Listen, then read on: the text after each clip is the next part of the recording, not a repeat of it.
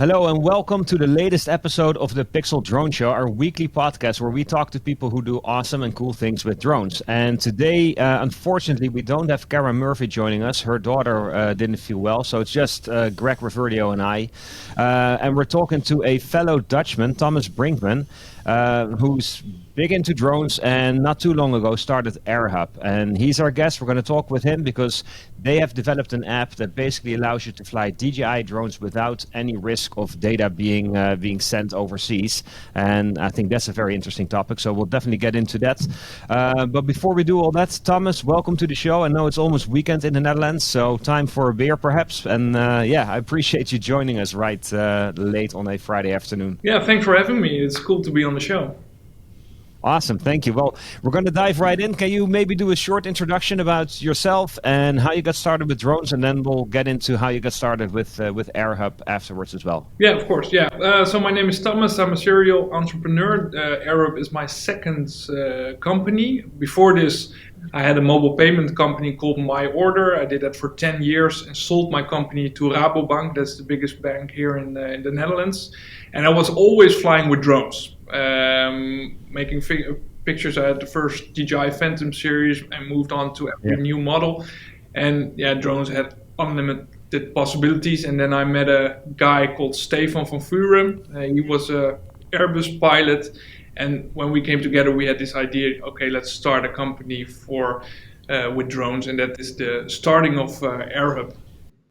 That's pretty awesome. And how long ago did that get started, Airhub? Yeah, we started in 2017. So we're already working for 5 years now on the Airhub software.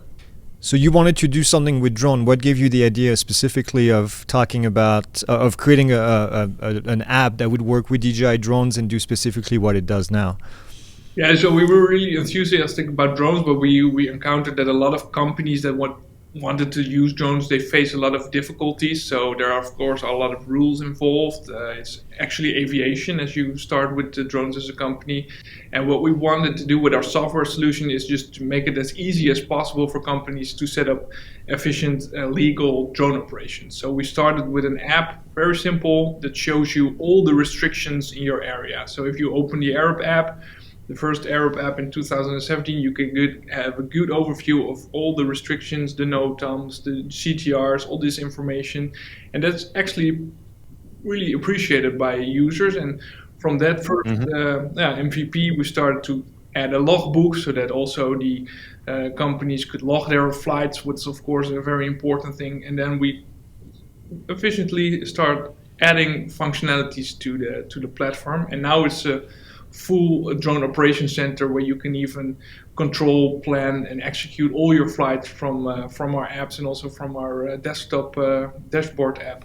So here in the United States, we have the FAA. They have supplied us with an app somewhat similarly. Wasn't always super user-friendly, especially not back in 2017. There's also a few other companies here in the United States that provide those kind of services. How was that in the Netherlands and in Europe? Were there no other companies that already provided those kind of platforms for people? Not really. Yeah, there were some websites, but they were not really user-friendly. So we really make a dedicated app for it. So that was really a USP for a lot of people using the Airhub platform. So that was all website based. So you had to go to only a website was really only available for a desktop. So if you wanted to check on your location, you need to go with your mobile phone to a desktop website that doesn't work well. So that was really something that we saw. And what we also encountered when we started with Airhub, we did a lot of interviews with companies who use drones, and we asked them, okay, how do you prepare your flights? How do you log them? And what we found out is that a lot of companies were using Excel to log their flights and using papers and pencils to prepare their flights. And we thought, okay, that's also something we can get digital. So we added the draw tool so that you can draw your geofence where you're going to conduct a flight. You add your team members digitally, and then we create really a digital logbook. So that's we really focused on, okay, what are the issues that these companies have, and let's make it more easy to use with our app. And that a lot of companies like that, and And we now have around 11,000 users monthly who use our tools to prepare and log and execute all their drone flights. Actually, you mentioned having all of the regulations in one location in the app. This is something that I think we've been struggling in the United States, primarily because local regulation is very difficult to come by. And I was wondering, how did you guys tackle this issue in Europe? Because I know, first off, you have different countries. I'm assuming your app was available in different countries and probably different local regulation as well. How did that play out to keep that database up to date? Yeah, and that is still an issue. So in Holland, in the Netherlands, we have it covered correctly because we use several data sources for it. So, but it's a lot of work to make it specific work in every country. But we use certain providers. So we have an integration, for example, with AirMap. So they provide us all the data for the United States for all the restrictions in the airspace.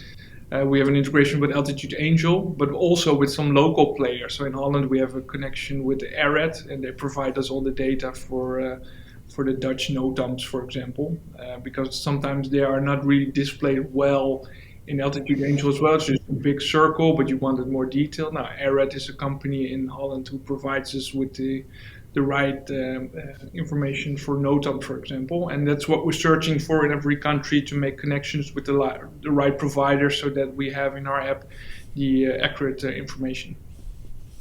So in the United States, from where I live, if I drive, let's say 3, 4, 5 hours westwards, I'm probably still going to be, or northwest, I'll still be in New York State. If you drive 3, 4, 5 hours from the Netherlands, you're going to be in Germany, France. There's all kinds of countries where you might end up in that time span.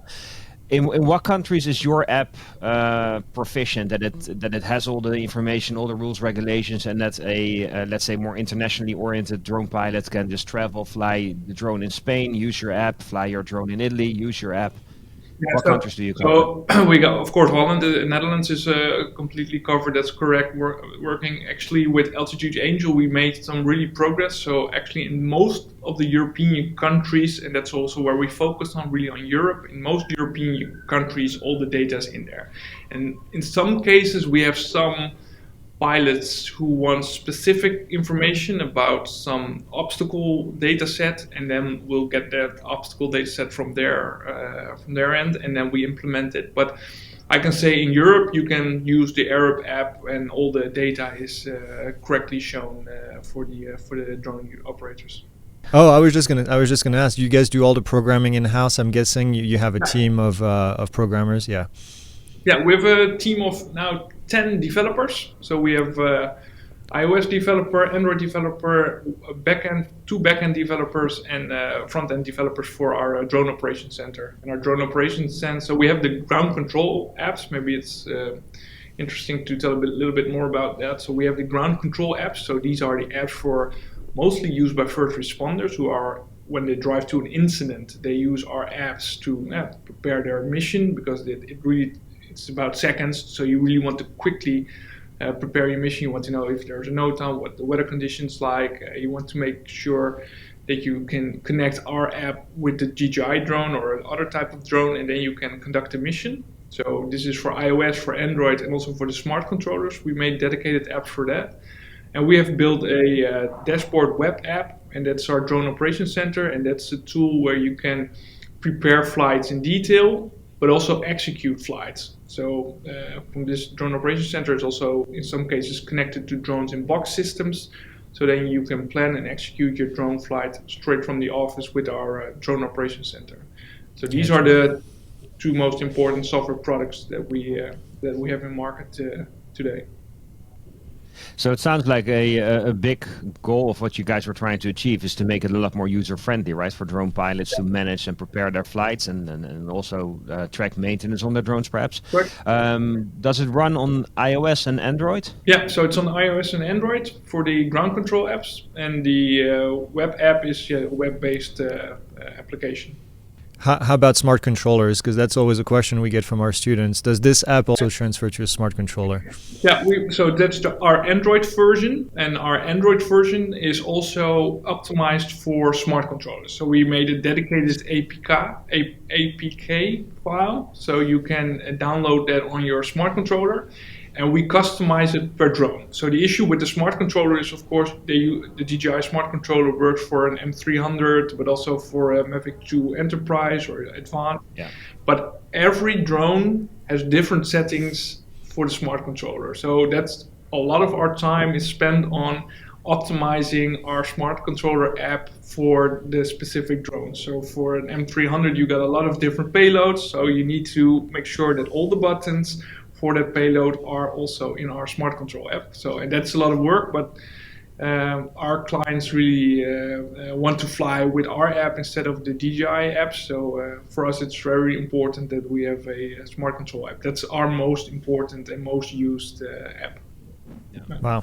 We talked about your app on the show last week. I have a weekly Friday news update, and Haya was on the show talking about the app, and we got a lot of feedback, actually a lot of questions from customers. So I wrote them down throughout our list, and I'll be asking. But this was one of the questions that one of our followers had asked was, do you have to wait for the SDK before you can do anything in the app for a specific drone, like the DJI Mavic 3, for example, that just came out, and we know the SDK is not out yet. So is that not compatible at the moment?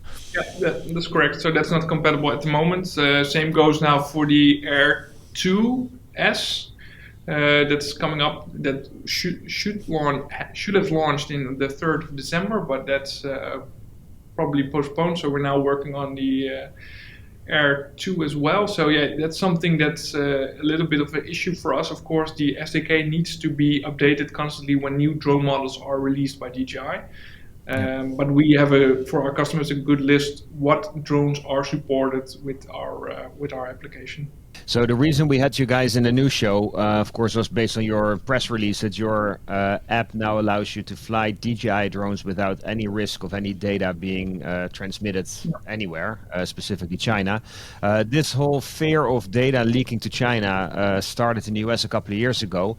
From reading information on your side, I understand that something similar took place in the Netherlands. Can you kind of talk us through what happened in the last couple of years and what brought you guys to changing the app so that people can fly while keeping their data safe?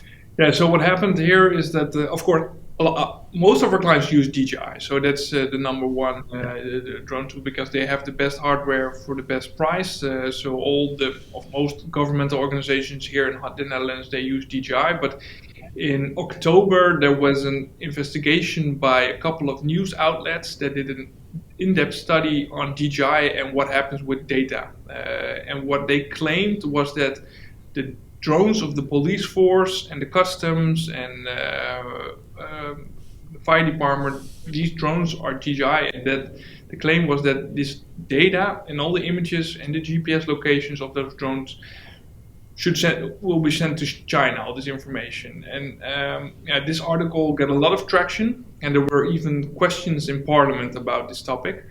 Now, most of these companies, most of these organizations like customs and fire department that are clients of ours, so they use also our tools to fly with.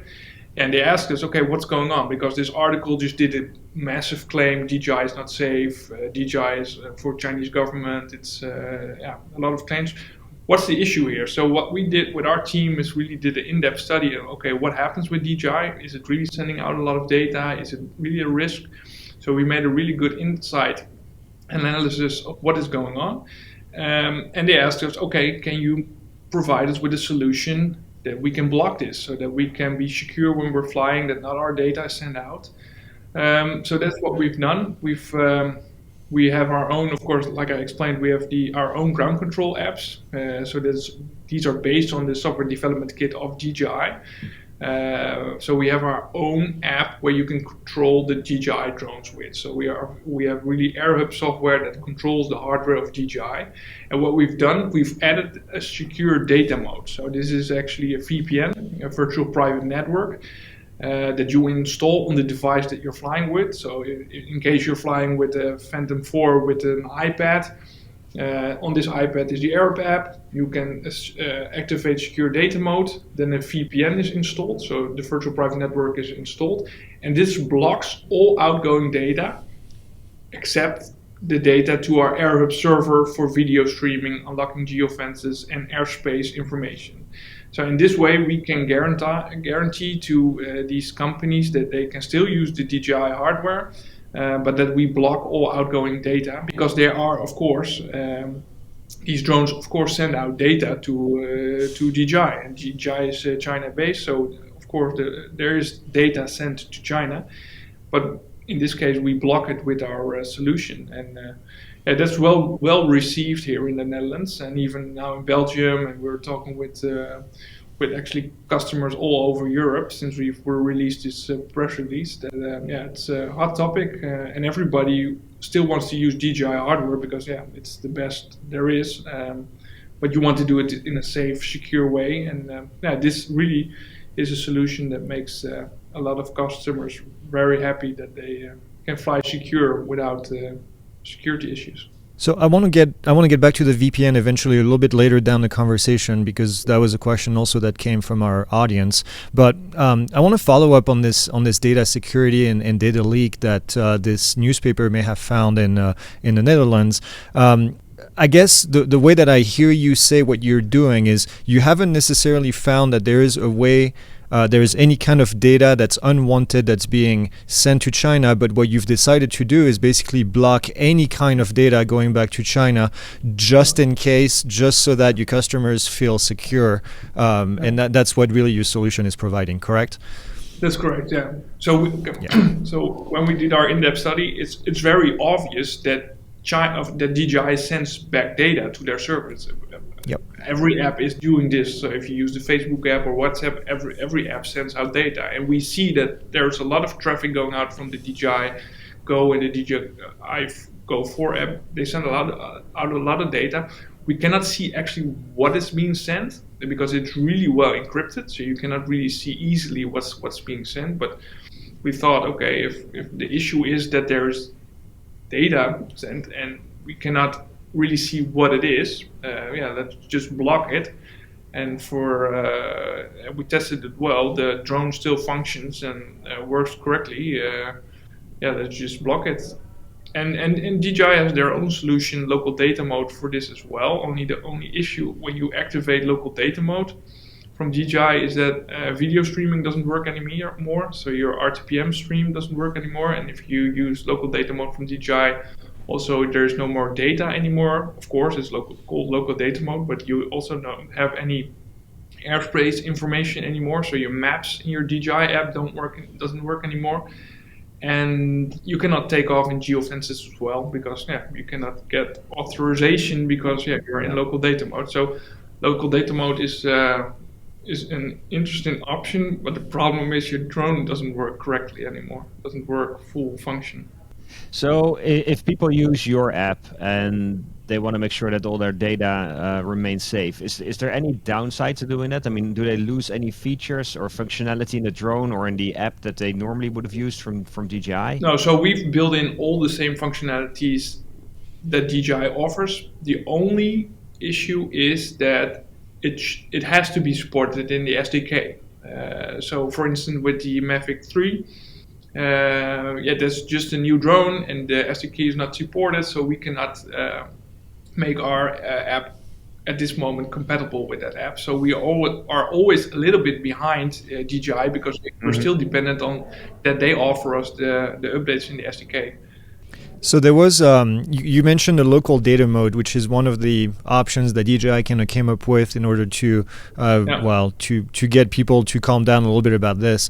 They also have what's called a government edition, or I don't remember the exact name what they have, but on some of the drones that they have a government mode kind of where no data goes at all outside at all. Have you guys been able to test that as well, or what's your thought on this mode and the downside possibly? So what we found is that there are DJI governmental edition drones. So there are drones that are really for governments and that everything should be secure in these governmental edition drones. The only problem is that none of our clients have these governmental edition drones, and we could not find out where to buy them in Europe. So maybe there are, maybe you can buy them in the States, but in Europe, we couldn't find out where you can buy them. So then the only solution that is left is the local data mode. But yeah, we just discussed, that's not really a solution because that blocks all your functionality in your drone. So that's why we came up with this VPN profile to block all outgoing data. Yeah, I think the government edition was done in partnership with the Department of the Interior, so it might not even be an edition that's actually available for sale for other entities, even if it's not government. I believe that the SDK for the Mavic 3 is going to come out this summer, or at least it's been planned, I believe, for this summer. So let's say theoretically, July 1st, DJI announces that they have an SDK. How long would it take for you guys to catch up and basically make the Mavic 3 available through your app?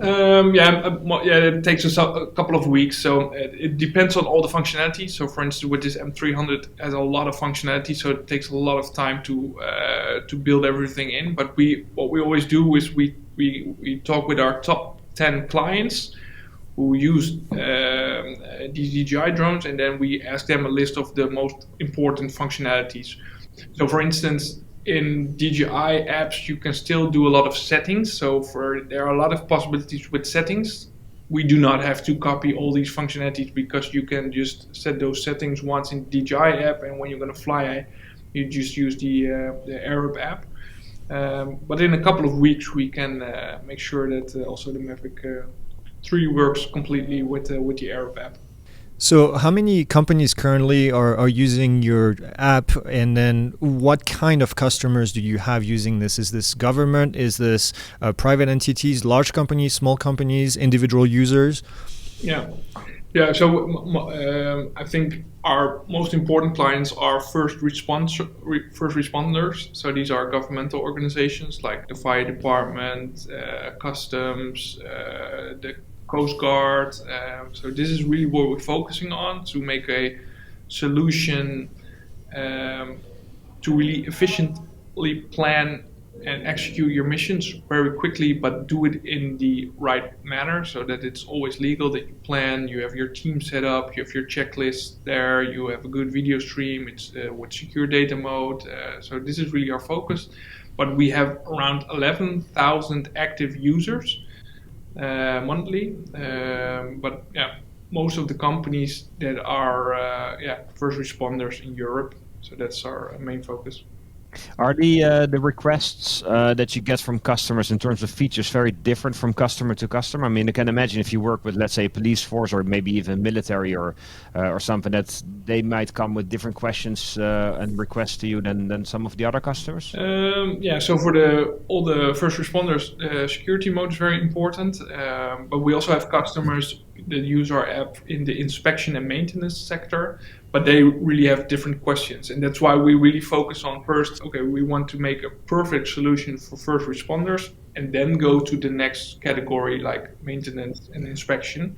Because in maintenance and inspection, for example, planning is very important so that you can prepare and plan your flight in detail. And we're working on this in our drone operations center, that you can really plan in detail your drone mission and then send it to a ground control app or even execute the mission straight from our dashboard.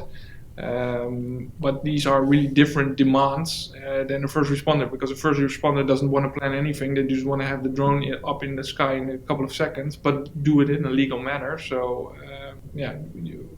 per sector, it's different demands. So am I understanding correctly that the app is currently available in the United States for US customers? Yeah. Well, we do not focus and we do not have active sales in the States, but you can use it in the States. And we have AirMap as the provider for all the airspace. I'm sure you'll have more customers after this show. As a follow-up, obviously in the US, we've been very picky about where the data is going. Right now it's going west of us. In this case, it would be going east of us, still overseas or over ocean. And would there be a possible way for that VPN to remain in the United States rather than, again, going to a different country than the United States? Yeah, so we're now in talks with some governmental organizations, police departments in different countries here in Europe, and what they ask us as well is, Airhub saves everything on servers in Amsterdam. So we have our private cloud here in Amsterdam, but they want it in their own country. So what we now are also offering, but it comes at the price, is on-premise. So that we give a copy of our complete software package, and then they can install it on their own environment, on their own machines, on their own server, and then they have everything under their own control. But it comes at a price, because then they need to be trained, and we need to have an implementation manager and a support manager to support them constantly, because if there are updates or patches or anything, then we need to support it. But we're preparing now with the first customer who's going to use it on premise, so that they have everything on their own server. I'm sure your data security is top notch. Are you worried when the customer wants to do this in-house that the data could more easily be compromised and be accessed to by bad actors? That is a risk. So that's also in our service level agreement, where we make the contracts with these companies. Then first, what we do, takes 2 months. We do an in-depth study in what do they have there. We really make a good overview of their environment. And then our implementation manager is going to set it up in their system. And in the contract, it really states that it's their responsibility, because we cannot be held accountable for their system security, because we do not have any control over this. But this is exactly the topic that we are discussing with these clients about this. Yeah. I think especially if you were to have plans to enter the United States market, liability might be something that you want to make sure you got covered for sure. I'm wondering, who's your competition? I mean, are there any other apps that offer similar functionality as to what you offer? Yeah, so in the United States, of course, we have Skyward, that's bought by Verizon. So that's a company that we always are tracking what they're doing. Aloft, also in the United States, is a company that we keep track of. In Europe, you have some small competitors, but they're really small at this moment. So we really in Europe, it's really I think we're the market leader for this first responder solution with also the ground control apps for the smart controller, iOS and Android. Yeah. So in terms of your marketing strategy, I mean, are you guys focused mostly on the European market, since it sounds like there's so much untapped potential still there? Yeah, that's correct. So we really focus on the European market. Yeah. Yeah, and are you guys self-funded, or do you have investors behind Airhub that help you guys grow faster? Or? No, at this moment we're self-funded. So, like I mentioned in the beginning in my introduction, this is my second company. So, My Order, the mobile payment company that I sold. Actually, we have the same team now with not all of them, but because My Order was a little bit bigger. My Order was around 50 people when I sold it to Rabobank. But the top developers are now in the Airhub team. And that's how we funded ourselves. So and we make a lot of revenue, but we also do consultancy. So my partner, who I founded the company together with, Stefan van Vuren, he was a former Airbus pilot. He's doing also consultancy from Airhub, and that's also how we make money. That's how we, in the beginning, get our first money and cash flow going, is by consulting. That's awesome that you guys are able to get started with your own resources like that. Yeah.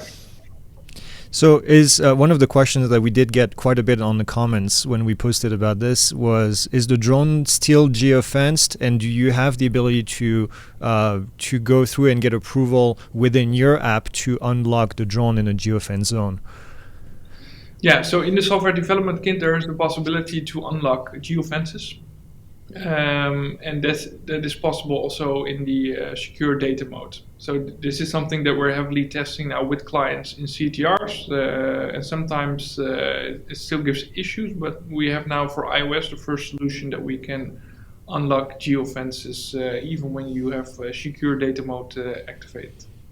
So you are the ones doing the unlock. You're not going through DJI to get this unlock done. Is that correct? The unlocking is possible via the software development kit of DJI.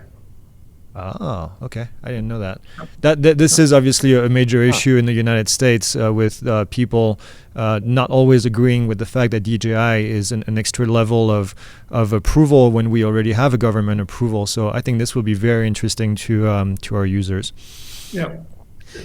Hang on, let me just make sure that I understand it correctly. I mean, if you want to unlock a DJI drone and you're using your app, do you still require a connection to DJI and ask them for approval to unlock that drone? Yeah, you do still need to access. So via the software development kit, you still need approval via DJI to get the Okay. So you're still dependent on DJI responding to that and unlocking your drone in the end. Yeah, and we are trying to figure out if it's possible even to take a detour, because if you think about it, it's actually very strange that DJI decides if you can fly your drone on a certain location. It's crazy. You don't make up the rules in that country. You bought the hardware, you bought the drones, and they decide if you can use it or not. So we're trying and figuring out if there is something that you can undo this. But for now, you still need approval via the SDK of DJI.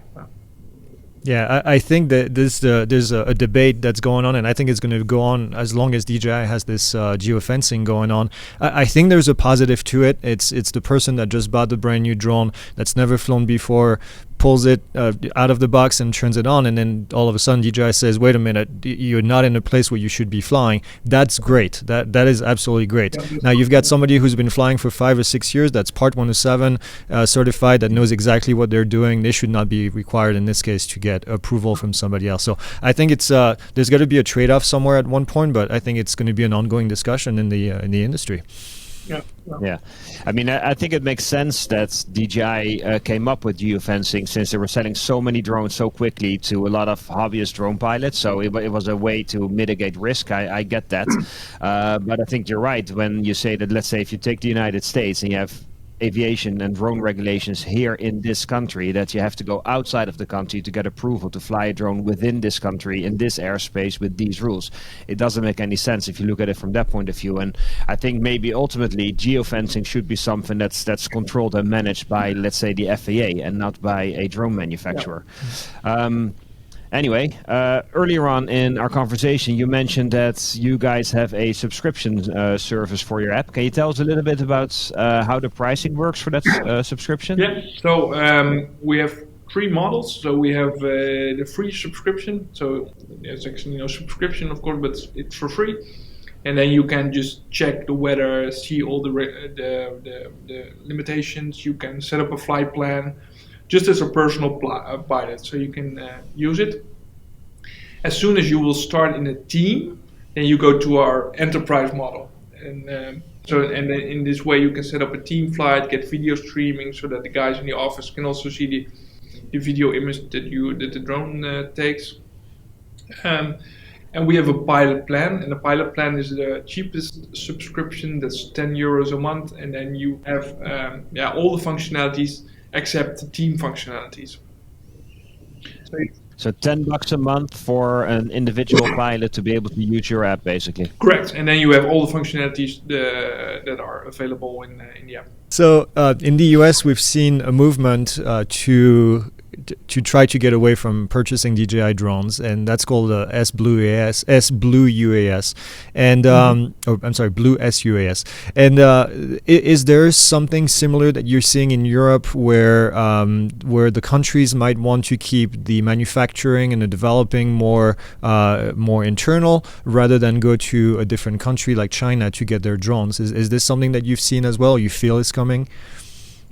There is a little bit discussion about this. So, of course, with the DJI issues raised last year, there is this debate. But then, if you really go into detail in other drone manufacturers, these are not that good and are not able to compete yet with the DJI drones, and certainly with the price. So what's interesting now, and what we're also now integrating, is the Parrot Anavi AI. So that's an interesting drone that we're connecting now. But yeah, it just came out. But what we see is that most of our clients are really enthusiastic about DJI and the drones. So in Europe, there is not really another manufacturer that even comes close to the DJI drones. No. So in our conversations with other people here in the drone industry in the United States, the feedback that we got is that when you look at Blue sUAS, there's three problems basically. One is these drones are significantly more expensive. Two, they typically don't offer the same features and the same ability, so the specs are typically less than what you would get elsewhere. And thirdly, which is also important, is they can't deliver those kind of drones in the same quantities as some government organizations need. Like, they're not buying one or two drones, they're buying 2,000 drones, and if you can't get them, then it doesn't matter that these drones are supposedly safer. Would you argue that the Blue sUAS approach, where you focus basically on the hardware, is not the right approach, and that's your approach where you do it through software and therefore allowing you to still use DJI drones is the better approach in this case? I think for now it's a better approach because, of course, now a lot of companies already invested heavily in DJI hardware. Yeah, it's a waste of money if you just say, okay, get out with DJI, because the issue is not in the hardware, it's in the software, because the software is creating all these security risks. So do something about the software. So that's what we did. We make our own DJI control app based on their SDK, put some very good security around it, and then you have a good solution. I think that's a better approach than just blocking everything and don't use the hardware from DJI anymore. No. Yeah, I agree.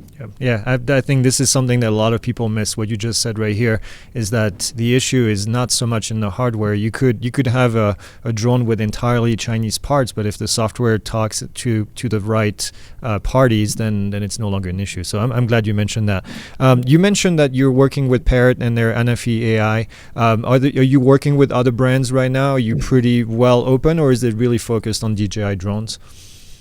No, we're well open. We want to be an agnostic platform. So our goal is really for if organizations use the Airhub software, it should work with everything. So we have made integrations with boxes. So we have a connection with a Dutch company called Mapshare AI. They have a really good drone in a box solution. So we have made an integration that you can use it on our platform, because when a drone operator or remote controller wants to operate drones, he wants to use one interface and then access all the drones. Because if, for instance, the police department is using DJI, Parrot Anavi, Skydio, a drone in a box solution, and fetal fixed wing drones, and they have all these different softwares to manage these drones, then you have log files all over the place, maintenance items all over the place, checklists there that are not up to date. You have no overview over your team.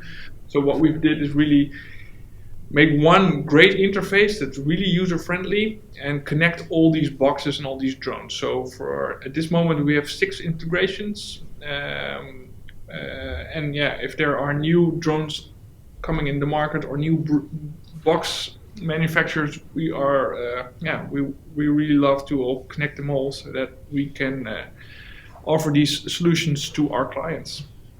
You know, it's interesting you mentioned this because we were talking to Bobby Watts, who's who owns Watt Innovations here in the U.S., and he builds American drones at a smaller scale but larger drones. And he had mentioned Authorian as a company that's kind of working on what you're talking about, which is a solution where somebody can go in there. Are you guys talking to Authorian? We know Romeo pretty well. He was on the show, and he's a friend of ours.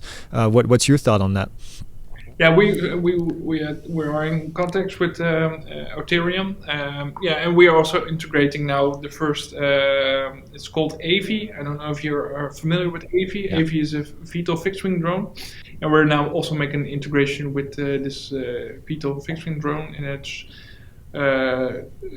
it's connected to ground control with a muffling protocol with PX4. So, and Authorian is of course the manufacturer of this software. So we're making the integration in that system as well, so that you can use those types of drones also in our platform. Awesome, that's great to hear. Yeah. So this show is probably going to go live next Tuesday. I would imagine a lot of people are going to listen to it because the data security issue with DJI drones is quite a big one here in the United States. So let's imagine the awesome thing is going to happen, and you guys are going to get all these emails and phone calls from companies in the US that want to work with you. How would you tackle that if you get 10, 20? I mean, I'm not saying that that's going to happen, but let's say if it were to happen, how would you guys deal with that entering the United States market? Of course, that will be fantastic. Of course, we have a inbound sales team now who is supporting everybody. So in Europe mostly, of course, now. But if there's a lot of demand from the States, we will support them as well. So we will. We already have the integration with AirMap, so we have the information about the airspace. You can actually use most functionalities also in the States. So we were happy to support them, and they can use our platform there. Yeah. So you're not too afraid. Let's say if such a scenario were to play out, you guys are pretty much ready to come overseas. Yeah, of course. Yeah. Awesome. Good. Next question.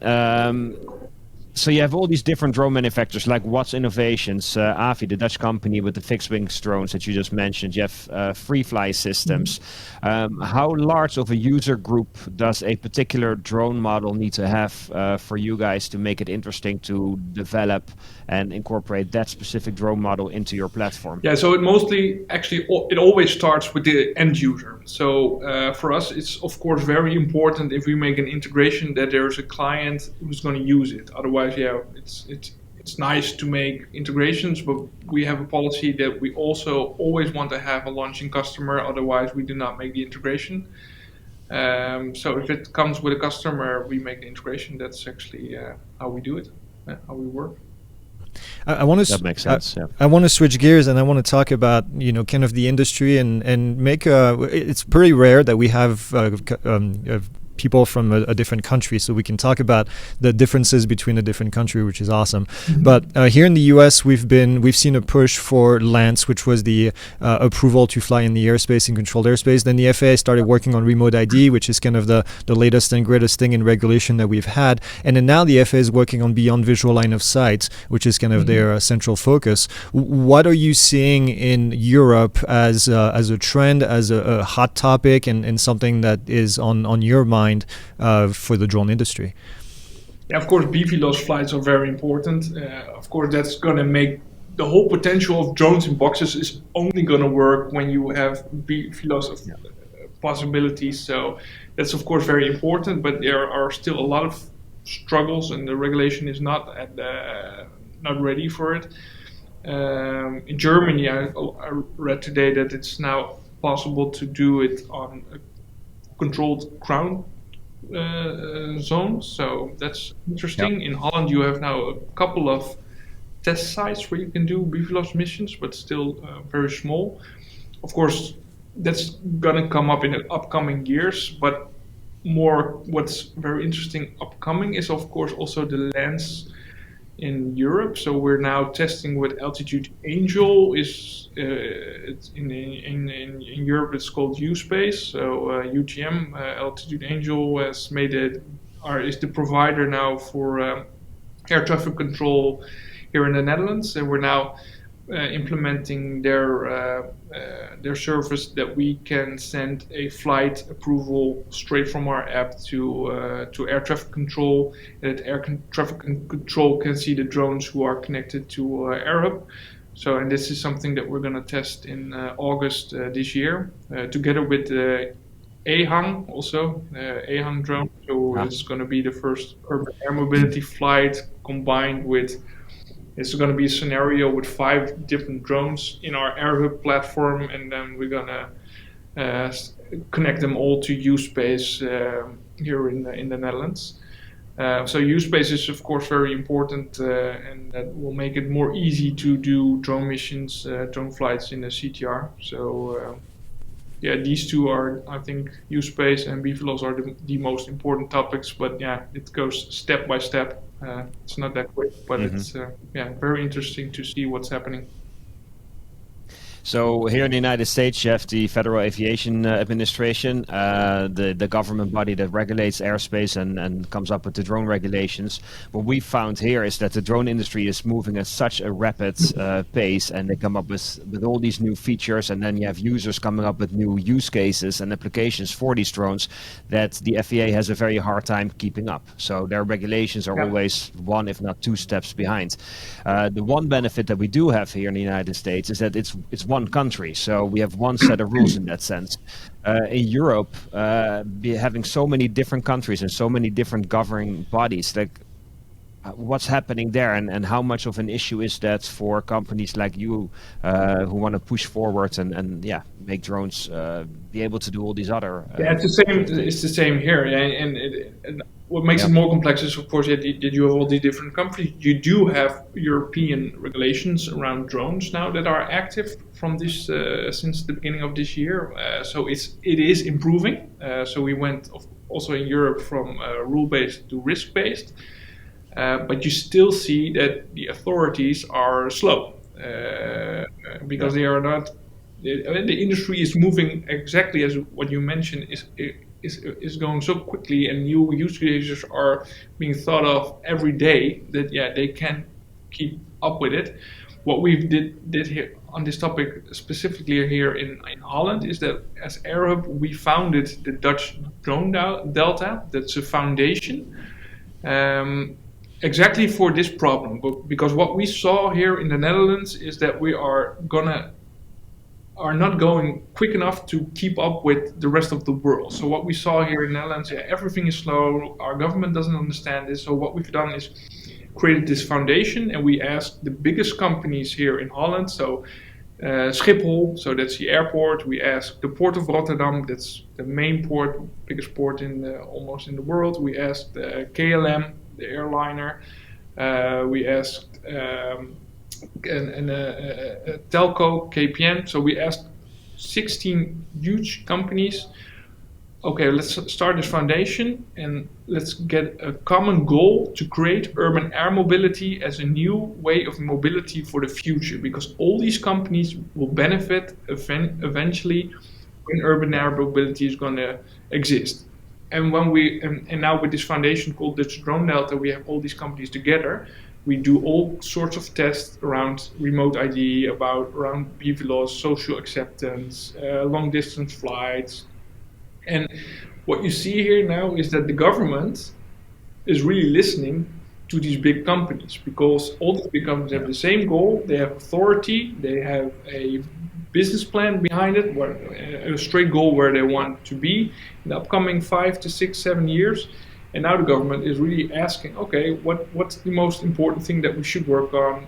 How can we improve? How can we make regulation that really works for you? And in this way, it's now really getting up to speed. That we have a lot of good collaboration now with the government and with the regulator to improve this whole ecosystem around drones, with the ultimate goal of urban air mobility. What you see is when we work on urban air mobility as a goal, the whole drone industry is benefiting from this innovation.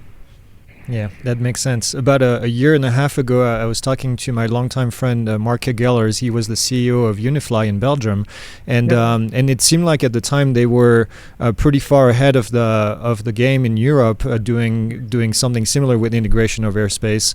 And do you see any countries in Europe that are kind of leading the charge right now on this in terms of innovation and being ahead of the game? You see something in the UK is pretty, where Altitude Angel is also based in the UK. There's more activity. We see more drone and more use cases.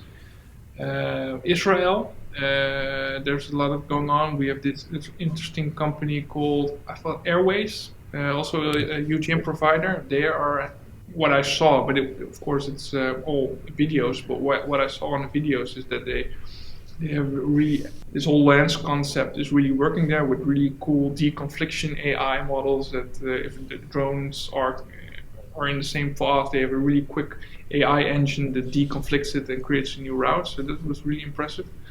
Yeah, I think the UK and Israel are in the most leading now.